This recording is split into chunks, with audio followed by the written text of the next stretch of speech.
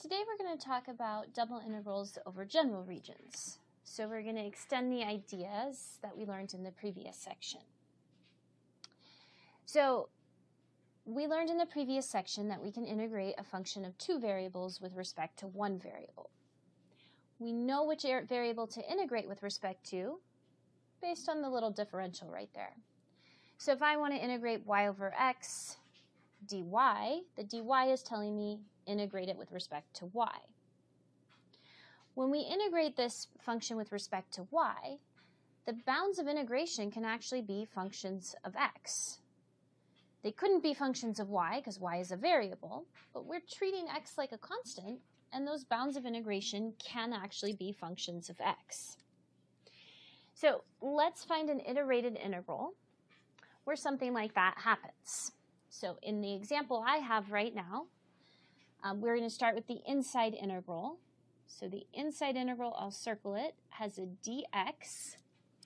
So we're going to integrate with respect to x first. And notice that the bounds of integration are actually functions of y.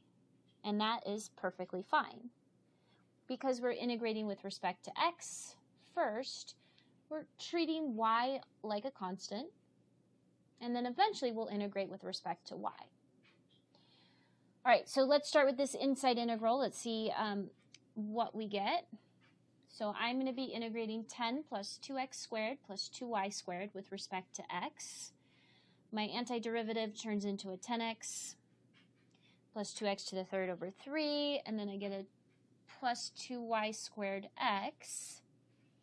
And my bounds of integration are actually functions of y. So I'm integrating from y to 2y. And so I'm going to then take those bounds of integration and actually plugging those in for the x's. So I am going to go ahead and replace the x's with a 2y and then with a y and subtract. So I have quite a bit of algebra to do. I've got 10 times 2y, that is 20y, and then 2 times 2y to the third over 3. I think that becomes a 16y to the third over 3.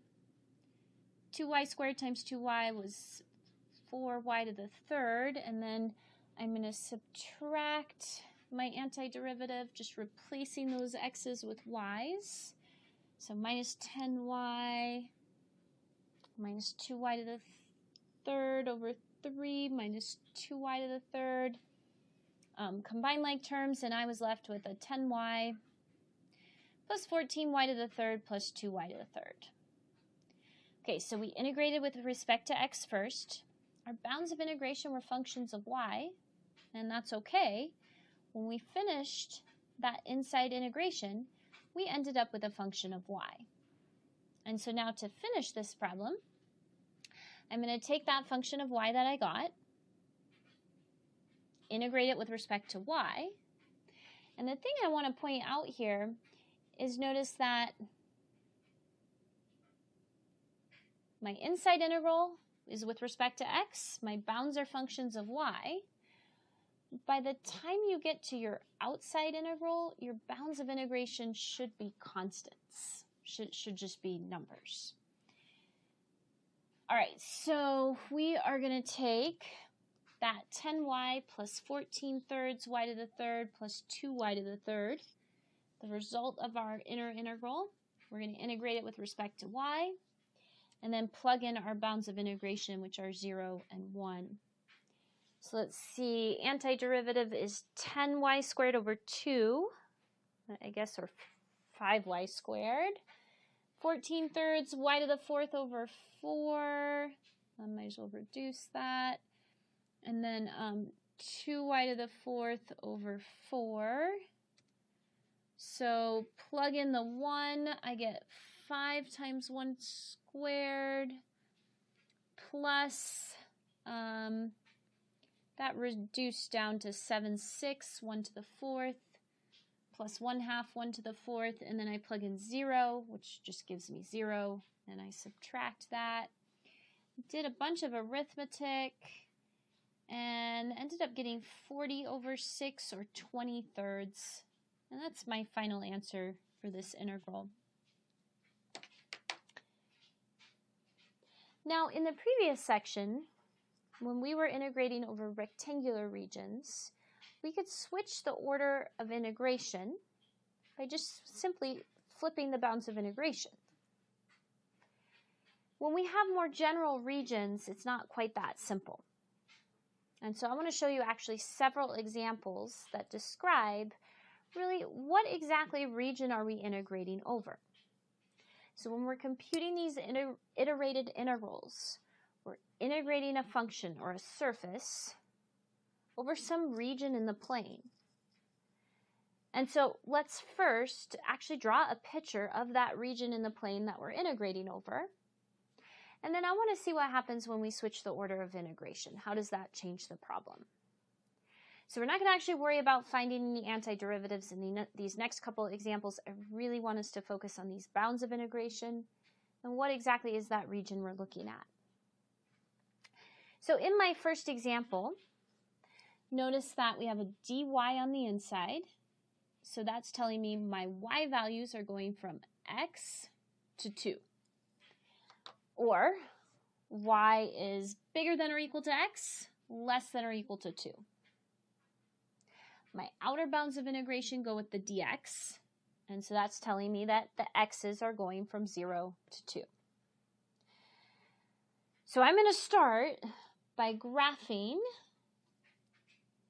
I guess, these bounds of integration for the y. So the bounds of integration for the y are basically y equals x and y equals 2. And those are both lines, and I just graph those in blue on my graph paper. So what this integral is telling us is the y values are bounded on the bottom by this line y equals x, and on the top by the line y equals 2. Our x values are going from x equals 0 to x equals 2. And so the region that we're integrating over is this little triangular region that I've drawn in green. So again, the lower bound was y equal x. So you want to make sure y equal x is on the bottom of your picture. The upper bound for the y's was y equal 2, so that's on the top. And then this is going from 0 to 2. All right, so that's part A. I drew the region that's described by the bounds.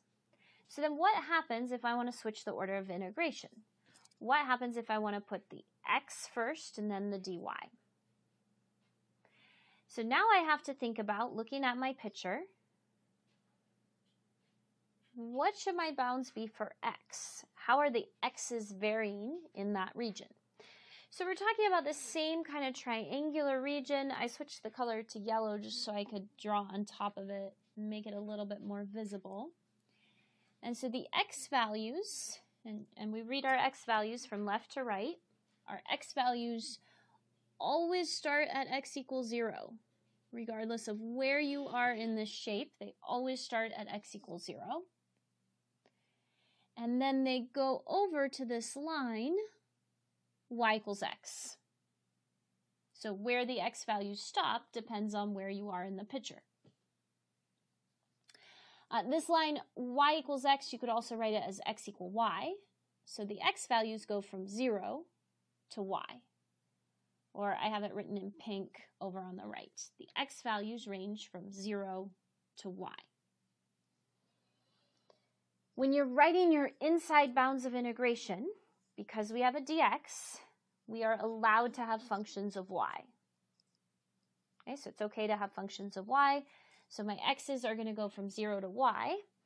And then the y values, this little triangle starts at y equals 0 and it stops. The top is y equals 2. So the y's go from 0 to 2. So I would rewrite my bounds of integration as 0 to y and then 0 to 2. And that describes the exact same region. So those two integrals are equivalent. They would give me the exact same answer if I were to compute them in either order. So those two integrals are equivalent. All right, I want to do several more because I think this idea of drawing pictures and switching these bounds of integration is really important to actually understanding what's happening. And I know the graphing part is challenging for a lot of people. So let's try a couple more. Sketch the region of integration and then switch the order. So we've got the dy first. So that tells me the y's have a lower bound of square root of x, upper bound of 2. So the y values are going from square root of x to 2. And then the x's are going from 0 to 4. So I'm going to start by sketching those bounds of integration. In other words, I'm going to start by graphing my lower bound. So I graph the lower bound in blue. That's y equals the square root of x. And then I graphed my upper bound, the line y equals 2. So I just did a quick sketch of the lower and the upper bound. And then the x's are going to start at x equals 0, and then 1, 2, 3, and stop at x equals 4. So I shaded in yellow the region we're talking about. It goes from x values of 0 to 4. The lower bound of the y's is the blue, square root of x. The upper bound is the pink, y equals 2. So there's my region of integration. And then if I switch the order of integration, if I want to do the dx first, let's think about what happens.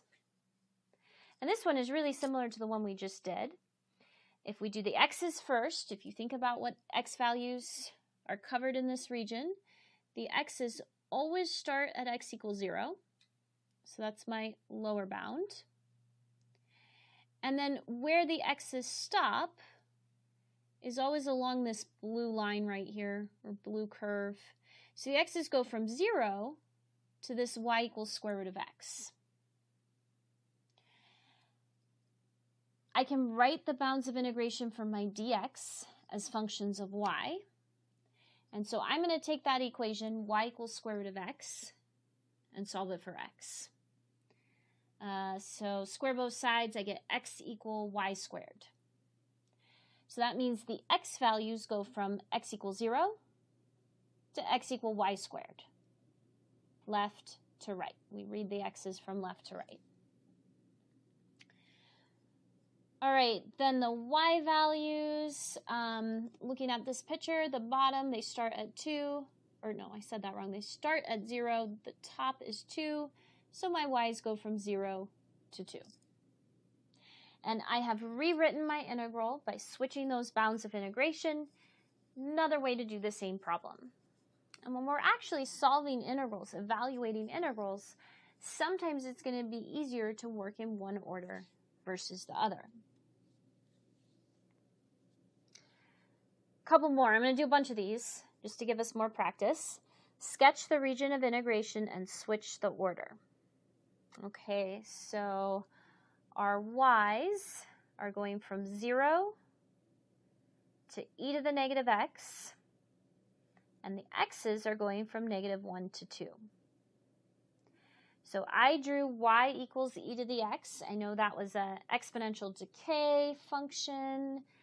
It goes through the point 0, 1. I don't really remember any other points on it, so I just kind of did a rough sketch of an exponential decay function. All right, so that's my upper bound, and then my lower bound is the line y equals 0. And we are also bounded by x equal -1, y equals 2. And so I have shaded it in yellow the region that we're talking about. So there's my region of integration. The y values are going from 0 to that exponential function, and the x values are going from -1 to 2. So now let's think about, well, what happens if we switch the order of integration? So we do the x's first. How are the x's in this image varying? Well, it depends on where we're looking at the picture. The x values, if you look at the left side, the x values always start at x equal -1. On the top half of this image, the right side where they stop is on this exponential function. But then at some point, the right side is no longer on the exponential function. It's on x equal 2. And so let me use some other colors to illustrate that. There we go. So in yellow, my x's go from -1 to my exponential function. And what I drew in blue, you can kind of see the x's are just going from -1 to 2. So what that means is if I want to switch the order of integration, which I'm asked to do, I'm going to have to rewrite this as 2 separate integrals, one for the blue region and one for the yellow. So I'll start with the blue region because that's just a rectangle. That's a little bit easier. The x's are always going from -1 to 2. And then in that blue region, it starts at y = 0 and it stops at, oh, I'm going to have to figure out where it stops. Right here, this point right here.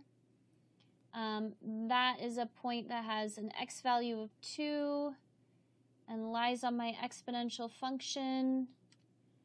So plug 2 into e to the -x, that would be e to the -2.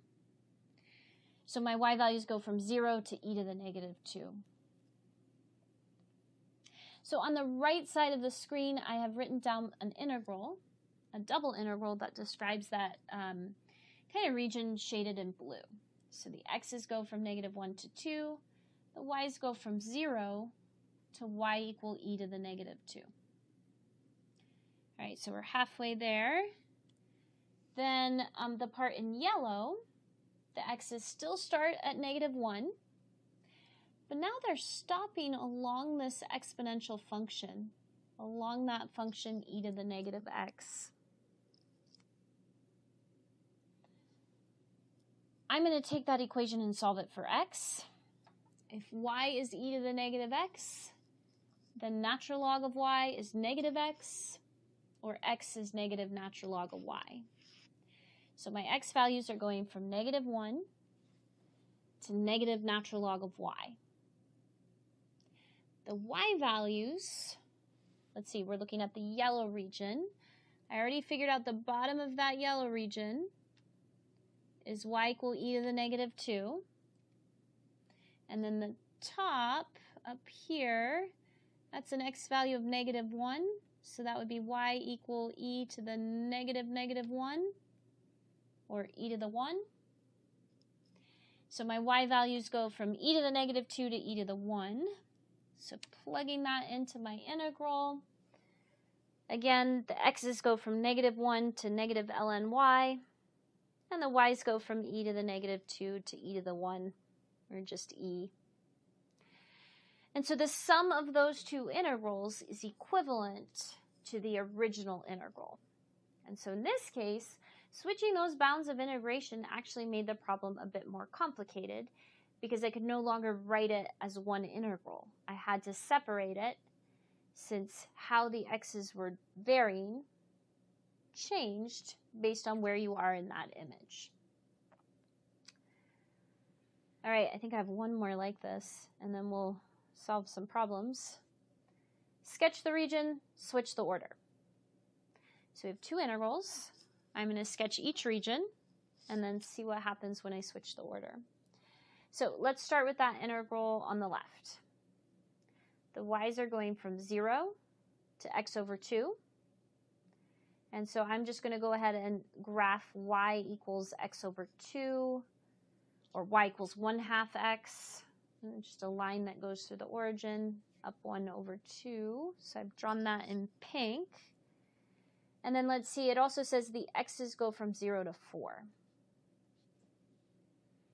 So lower bound of my y is y = 0. Upper bound is that line in pink. And then I'm going to shade that in from x = 0 to x = 4. So I've drawn in yellow the region that this first integral is describing. All right, what about the second integral? Now the y's are going from 0 to 6 minus x. And so I went ahead and graphed the line 6 minus x. It's in blue. So it's my upper bound. Y = 0 is my lower bound. And then it says the x's go from 4 to 6. So let me shade that in green. So the second integral describes that region in green. The y's go from 0 up to that blue line. And we use that definition from x equal 4 to x equals 6. So there's my region in green.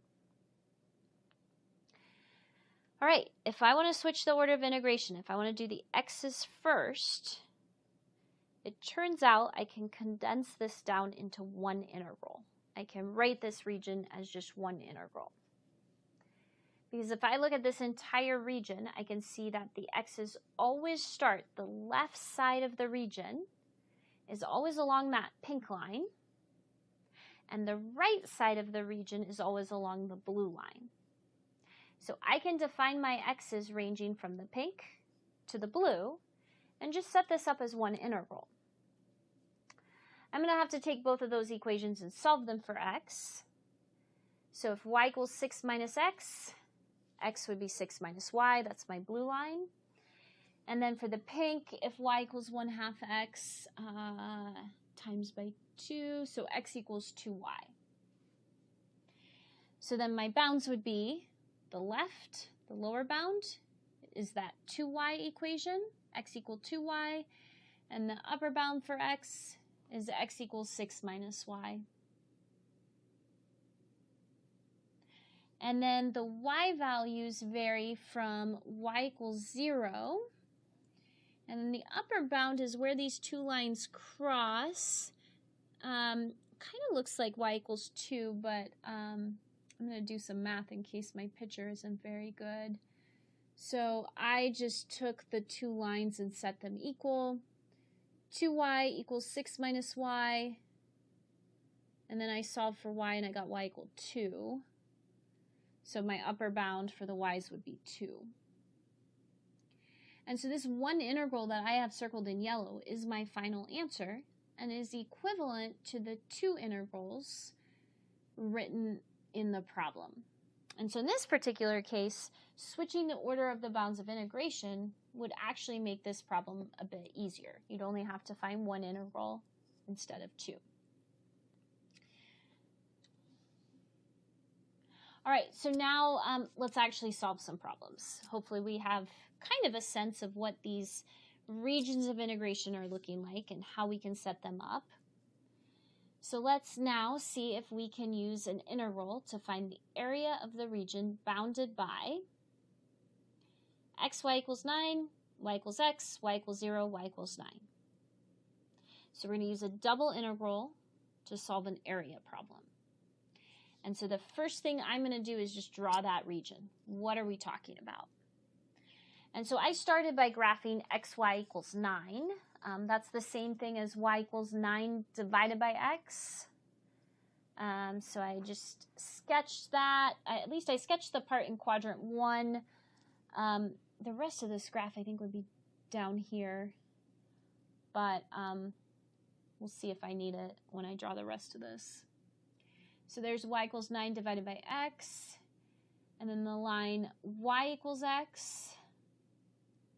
And then y equals 0 up to y equals 9.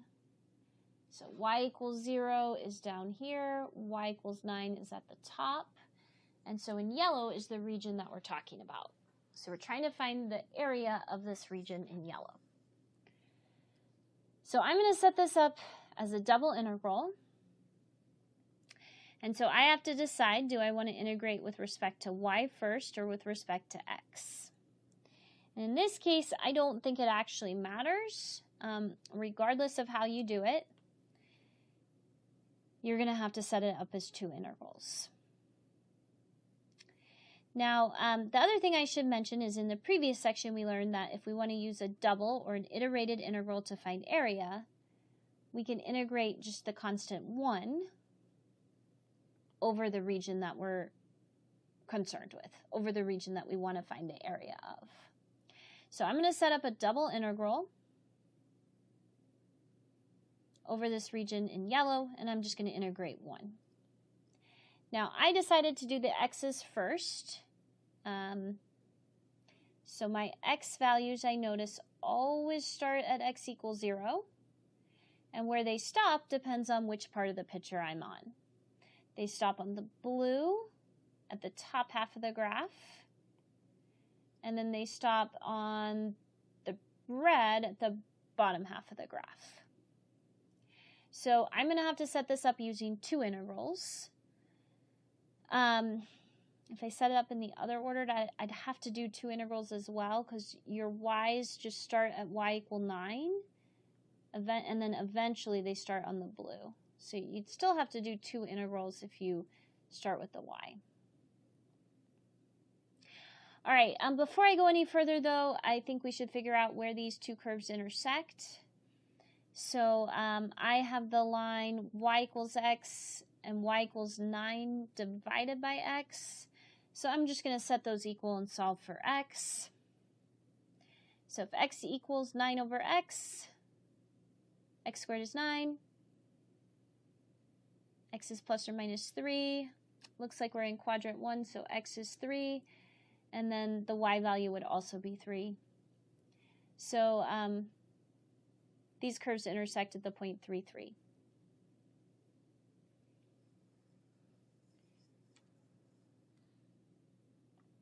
All right, so I'm going to start by doing the region I shaded in, I guess it's green. I'm doing the x's first.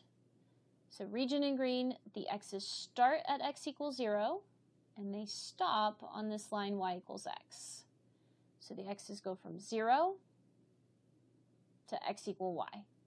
0 to x equal y. And the y values go from 0, and then the top of this is y equals 3. 0 to 3. So that's the part in green.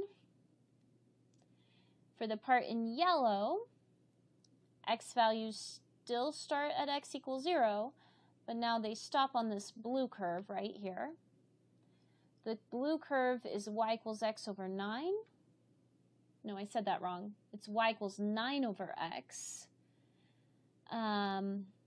which is the same thing as x equal 9 over y. So my x's go from 0 to x equal 9 over y. It's the yellow portion.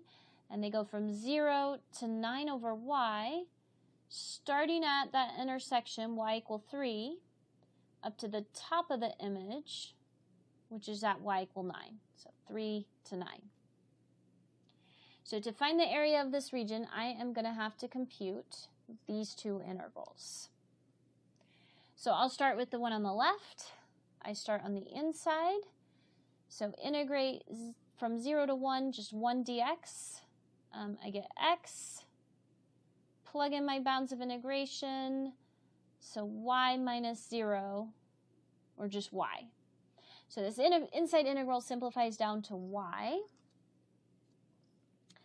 And then I'm going to integrate from 0 to 3, the y, with respect to y. I get y squared over 2. Plug in the 3, plug in the 0, that becomes 9 halves. So this is telling me the area of this region in green is 9 halves. And, oh, in this case, because that's a triangle with a height of 3 and a length of 3, you can actually use geometry and make sure I did this right. Area of a triangle is 1/2 base times height. Oh yeah, that is 9 halves. Well, that's kind of nice that the calculus matches what I see from geometry. All right, the second integral is going to give me the area of the region in yellow. So we start on the inside. If I want to integrate 1 with respect to x, I just get x. And then I plug in my bounds of integration and subtract. So 9 over y minus 0 is just 9 over y. And then I have to integrate from 3 to 9, the 9 over y, with respect to y. Let's see, that becomes 9 natural log of y. And then I plug in my bounds of integration. So 9 ln 9 minus 9 ln 3. I decided to simplify this. You don't have to, but I know that when you subtract two logs, you get log of a quotient. So I can write this as 9 ln 9 divided by 3, or 9 ln 3. So the area of the region in yellow is this 9 ln 3. So total area would be the sum of those two numbers, 9/2 plus 9 ln 3. So we can use iterated integrals to find area of regions by just integrating 1. So if we integrate 1 over a region in the plane, it gives us the area. If we want to find the volume of a solid under a surface, it turns out we can integrate that surface. So in this next example, I have a surface in space. And if we integrate the surface over the region described, it'll actually give me the volume of the solid created by that surface over that region. So once again, I'm going to start by just sketching the region described. So we've got y equals 0, y equals square root of x, and x equals 4. So we're talking about this region I shaded in blue. So what is the volume of the solid created by a surface sitting over that region in space? I am going to integrate my surface over that region that I have drawn. So in this case, I think I'm going to do the y's first and then the x's. Doesn't matter. But if I do the y's first, I can see that the y values always start at y equals 0. That's the bottom. And they always stop at y equals square root of x. So my y values go from 0 to square root of x. And then the x values start at x equals 0, stop at x equals 4. So 0 to 4. One reason why it's nice to do this one with respect to y first is if you actually look at the thing that we're integrating, the y part looks simpler. So you just have a y by itself. So if you integrate that, you're going to get y squared over 2. Whereas if I had chosen to do the x's first, that would be fine. It's just the x is in the denominator, and I don't know, this kind of looks like an arctangent maybe. It just looks harder to integrate with respect to x. So that's another reason why working with respect to y might be a good idea for this problem. So I'm going to do my inside integral. I have, technically it's 1 over 1 plus x squared times y. Integrate with respect to y. I get 1 over 1 plus x squared times y squared over 2. And then I'm going to plug in my bounds of integration and subtract. If I plug in the 0, I just get 0. So I'm just going to see what happens when I plug in square root of x. I end up getting x over 2 times 1 plus x squared, x over 2 plus 2x squared, and I guess technically it's minus 0. So there's my inside integral, and then I'll take that result, x over 2 plus 2x squared, integrate with respect to x from 0 to 4. And let's see now, because there's an x on the top and an x squared on the bottom, now this looks like a u substitution problem to me. I'm going to let u equal the denominator, 2 plus 2x squared. So my du would be 4x dx. And then that means, let's see, we've got an x dx also in the problem. So divide by 4. X dx is 1/4 du. Doing the substitution, we've got a 1 over u, and then the x dx turns into a 1/4 du. So integrate that, I get a 1/4 natural log of u, or 1/4 natural log of 2 plus 2x squared. And then I have to plug in those bounds of integration. So I'm going to plug in the 4, plug in the 2, subtract them, do a little bit of arithmetic, and I have the rest of my work on the screen. So I got 1/4 natural log of 34 minus 1/4 natural log of 2. We could also write that as a 1/4 natural log of 17. And that is the volume of the solid created by that surface over the region I have drawn in blue. Okay, so the idea for finding volume of a solid using a double integral is you can integrate, basically you can think of it as you can integrate the top of the surface, the solid, over its projection or its shadow on the xy plane. Let's do a couple more examples just to illustrate what I mean by that. So let's see if we can use a double integral to find the volume of the solid bounded by the following planes. We have the plane x minus y equals 0, y equals 0, x equals 2, and z equals 4. So we're talking about a three-dimensional solid in space, and so I'm going to do my best to draw a picture. So in green, I tried to draw the plane, technically it's x minus y equals 0, or y equals x. So I just kind of drew the line y equals x in green, and then it's actually a plane that continues in the z direction. And then in purple, I put in my y equals 0 plane. So y equals 0 is actually the xz plane right there. So I drew that in purple. And then let's see, x equal 2, I'm going to put that in blue. There's the plane x equal 2, all the x's equal to 2. So these three planes I have right now are kind of creating this like triangular region is what I'm kind of seeing here. And then the top of this surface is z equals 4. And then I guess the bottom, it doesn't say this, but it needs to have a bottom, otherwise its volume would be infinite. So we're going to assume the bottom of it is at z equals 0. Okay, so I didn't put that in there, but let's say the bottom is z equals 0. Okay, so the top of the object is at z equals 4. So kind of tried to draw that in pink.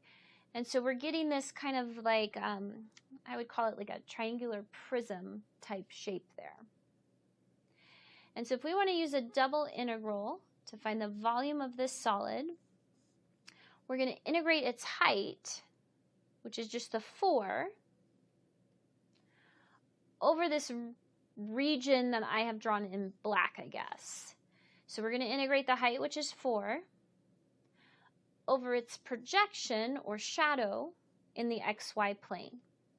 So the height was 4. We're going to integrate that over that region R.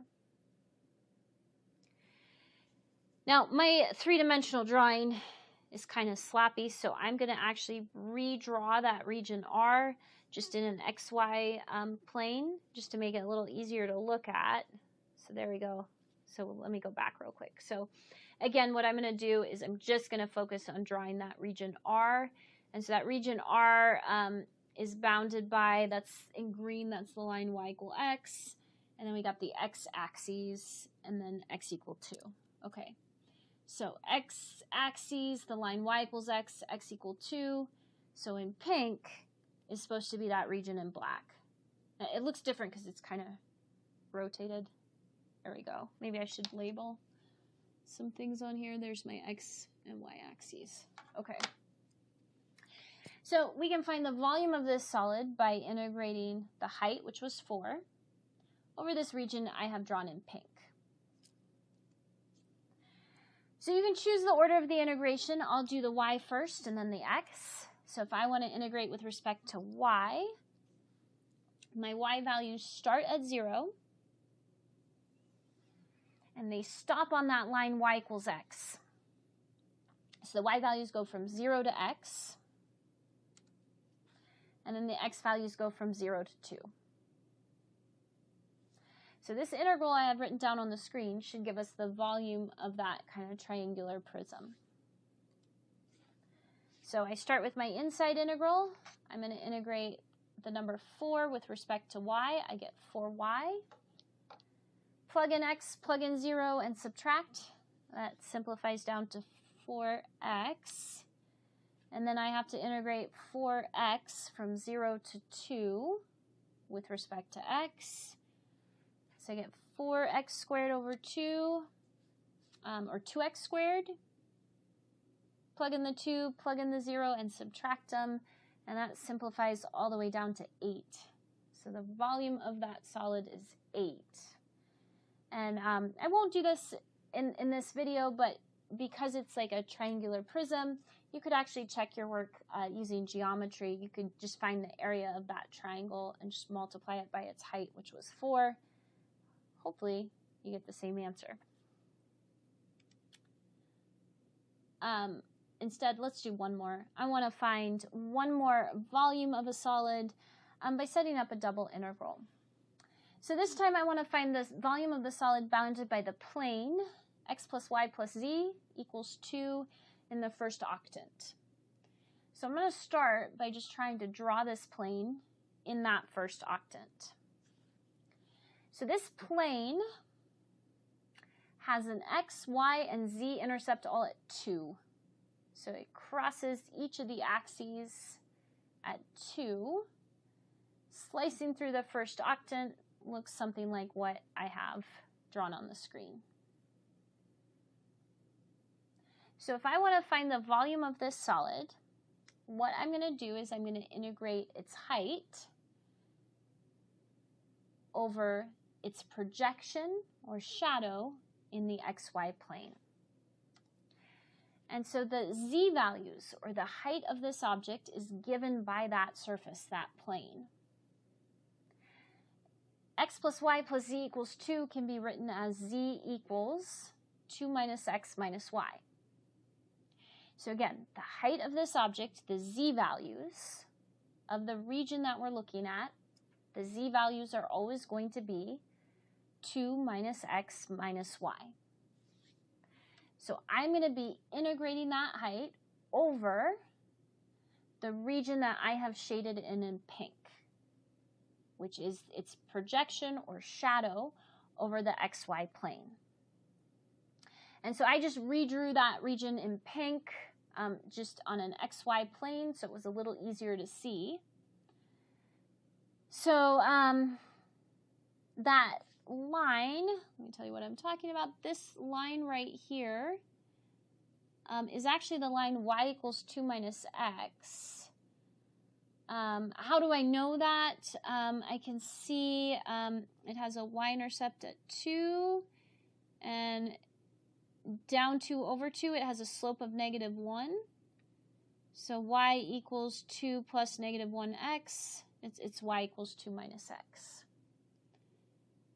Okay, so we are going to find this volume, we're going to integrate our heights, our z values, over that region in pink. And so I'm going to integrate with respect to y first, and then with respect to x.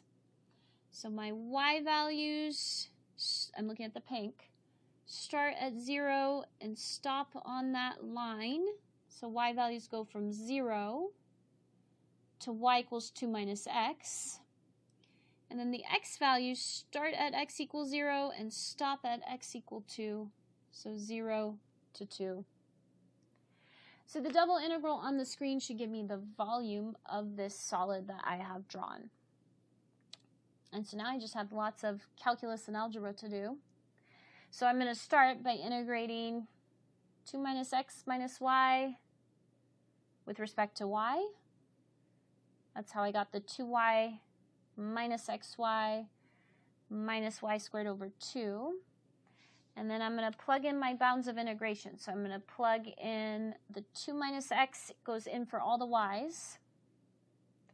And then I plug in the 0 and subtract. If I plug in 0, I just get 0. And then I went ahead and did a bunch of algebra. So I did some foiling, some distributing, combining like terms. And hopefully, if I didn't make any mistakes, it's simplified all the way down to 1/2 x squared minus 2x plus 2. So that is my inside integral. And then to finish this, I'm going to take that result and integrate it with respect to x. So I got 1/2 x to the third over 3 minus 2x squared over 2 plus 2x. And then I'm going to plug those bounds of integration, which are 0 to 2, into the problem. Plug in 0, you just get 0. So I'll just worry about the 2. And when I did my arithmetic, it simplified down to 8 over 6, or 4/3. And that's my final answer. That would be the volume of the solid of the region bounded by that plane in the first octant. Right, that was the last example. Please let me know if there's anything I can clear up from this video.